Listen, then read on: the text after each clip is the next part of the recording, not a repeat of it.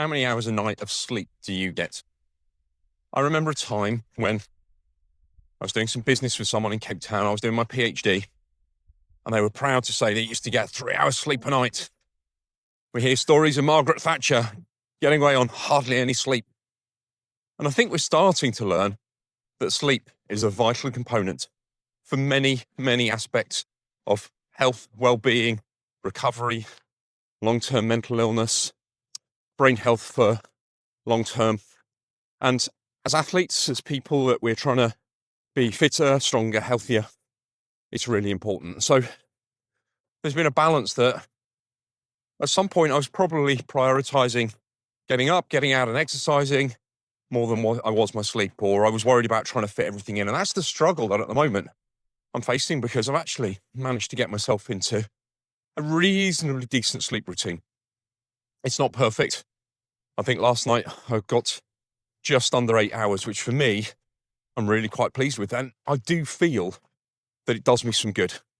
I feel that I recover better. I'm mentally just that little bit focused. And at the moment, to be honest, I am drained. I'm missing things that I shouldn't be missing, that I wouldn't have done before, because I'm overwhelmed.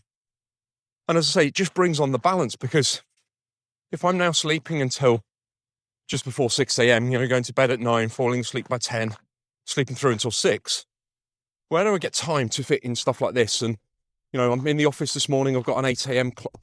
Call, and I've got to prioritize. What do I put first? And, I can say I've got to prioritize me, but that doesn't always happen. What does that mean? What does that mean in real terms? Because, my health and my fitness has to come first, but then my family has to come first.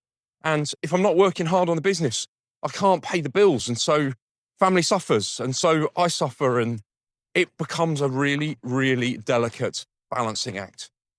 And it's one that I'm struggling with. And if I'm struggling with it, the chances are you're struggling with it as well. And it's really hard to know what to do to focus, work on priorities. And I spoke to one of my mentors yesterday, and I had a blank sheet of paper in front of me, and I was like, I don't know my direction at the moment, and I've got to sort that out. If I don't sort that out swiftly, I am just going to continue going round in a spin. And so I've made sure that this morning I started out on something for me. So I've got up, I've fired a few emails off, and I've headed out in the car, and I'm going to get 45 minutes to an hour in today for me, and I'll start the day off far, far clearer, and it will give me a great start to my day, and hopefully the rest of the week will continue.